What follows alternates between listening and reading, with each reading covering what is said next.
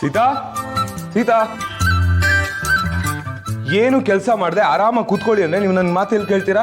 ಏನಾದ್ರೂ ಒಂದು ಕೆಲಸ ಮಾಡ್ತಾನೆ ಇರ್ಬೇಕಲ್ವಾ ನಿಮ್ಗೆ? ನೀವು ಇವತ್ತು ಆಫೀಸ್ಗೆ ಹೋಗ್ಬೇಕಿತ್ತು, ಹೋದ್ರಾ? ಇಲ್ಲ ತಾನೆ? ಅದನ್ನ ಬಿಟ್ಬಿಟ್ಟು ನನ್ನನ್ನು ಯಾಕೆ ಫಾಲೋ ಮಾಡ್ತಾ ಇದ್ದೀರಾ? ಈಗ ನಾನು ಆಫೀಸ್ಗೆ ಹೋಗಿದ್ದಿದ್ರೆ ನಿಮ್ಮನ್ನ ಕೇರ್ ಮಾಡ್ತಾ ಇದ್ದಿದ್ ಯಾರು? ಅದು ನನ್ ಬಿಟ್ಟು. ನೀವ್ ಕೇರ್ ಮಾಡಕ್ಕೆ ನನಗೇನಾಗಿದೆ? ಕೈಗೆ ಏಟಾಗಿದೆ ಸೀತಾ. ಏಟಾಗಿದೆ ಅಷ್ಟೇನ್ ಫ್ರಾಕ್ಚರ್ ಆಯ್ತಾ? ಬೆಳಿಗ್ಗೆ ನೀವೇನ್ ಹೇಳಿದ್ರಿ? ನನ್ ಕೈ ಕೆಲಸ ಕೊಡ್ಬೇಕಂದ್ರೆ ನಿಮ್ ಕೈಗೆ ಏಟಾಗ್ಬೇಕು ಅಂತ ಹೇಳಿದ್ರಿ. ಹಾಗೆ ಆಯ್ತು ತಾನೆ? ಅದಕ್ಕೆ ಹೇಳೋದು ಯಾವಾಗ್ಲೂ ನೆಗೆಟಿವ್ ಆಗಿ ಮಾತಾಡಬಾರ್ದು ಅಂತ.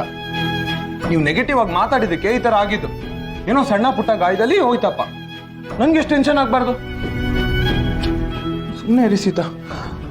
ಈ ಸಿಚುಯೇಷನ್ ತಕ್ಕಾಗೆ ಒಂದು ಹಾಡು ನೆನಪಾಗ್ತಿದೆ ನಂಗೆ, ಅಣ್ಣವ್ರದ್ದು. ಯಾವುದು? ಹಾಯಾಗಿ ಕುಳಿತಿರು ನೀನು ರಾಣಿಯ ಹಾಗೆ, ಮಹಾರಾಣಿಯ ಹಾಗೆ, ಆಯಾಸ ಪಡೆದಿರು ನೀನು ಕೊರಗಿತ ಹೀಗೆ, ಎಲ್ಲ ಕೆಲಸ ಮಾಡಿ ಮುಗಿಸುವೆ ತರ್ರಂ ತರ್ರಂ ತರ್ರಂ. ಆಗೋಯ್ತು. ಇದು ಹಾಗಲ್ಲ ಮಡ್ಚೋದು. ಹಾಗೆ ಮಾಡ್ಸೋದು ಸೀತಾ. ನೋಡಿ ಇಲ್ಲಿ. ಸೀತಾ ಹುಷಾರು. ಸೀತಾ ಪ್ಲೀಸ್, ಇವತ್ತೊಂದಿನ ಆಯಾಸ ಮಾಡ್ಕೊಳ್ತೆ ನೀವು ಆರಾಮಾಗಿ ಮಹಾರಾಣಿ ತರ ಕೂತ್ಕೊಬಿಡಿ, ದೇವತೆ ತರ. ಇವಾಗೇನು ನೀಟಾಗಿ ಮಾಡಿಸ್ಬೇಕು ತಾನೆ? ನೀಟಾಗಿ ಲಾಂಡ್ರಿ ಫಿನಿಶಿಂಗ್ ಕೊಡ್ತೀನಿ, ಓಕೆನಾ?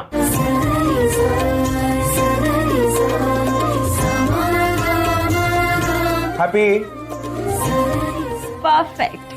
ಈ ರಾಮನ್ ಜೊತೆ ಸೀತಾ ಇದ್ರೆ ಯಾವಾಗ್ಲೂ ಪರ್ಫೆಕ್ಟ್. ಪಾಪ ಕವಿತೆ ಎಲ್ಲ ಹೇಳ್ತಾ ಇದ್ದೀರಾ? ಹೀಗೆ ತಾನೆ? ಹಾ, ಇನ್ನೊಂದು ಫೋಲ್ಡ್. ಕರೆಕ್ಟ್. ಸೂಪರಾ?